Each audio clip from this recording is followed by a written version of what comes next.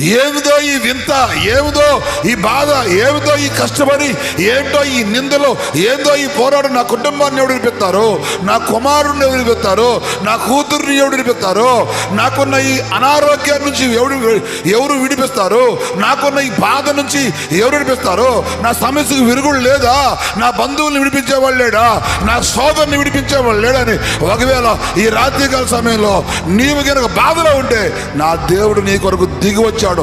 2026 సంవత్సరాల క్రితమే భూమి మీదకి మానవుడిగా, యుగ పురుషుడుగా, యజ్ఞ పురుషుడుగా, బలి పశువుగా, దేవుని గొర్రె పిల్లగా, లోక రక్షకుడుగా, లోక పాపాన్ని మోసుకొని పోయే దేవుని గొర్రె పిల్లగా నీ బంధకాన్ని, నీ శాపాన్ని, నీ కుటుంబాన్ని విడిపించడం కొరకై శిలువకు దిగొచ్చిన దేవుని తేజస్సుని, ప్రేమని ఈ రోజు నువ్వు చూడగలిగితే, ఈరోజు ఆ దర్శనాన్ని చూడగలిగితే, ఈరోజు ఆ ప్రభావాన్ని చూడగలిగితే, ఈరోజు ఆ తేజస్సుని చూడగలిగితే నీకు విడుదల.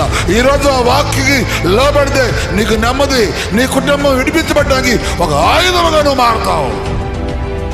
ఒక్కసారి ఆలోచించు. నీ కొరకు ఒక ప్రేమ దైవం ఎదురు చూస్తూ ఉంది.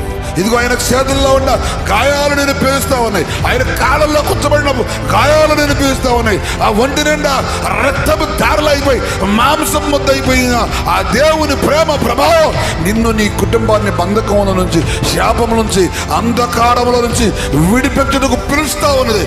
ఈరోజు దొరికితే ఆయనకి నువ్వు అప్పగించుకుంటే మోషేని సాధనంగా వాడుకున్నట్లే నిన్ను, నీ కుటుంబాన్ని వాడుకుంటాడు.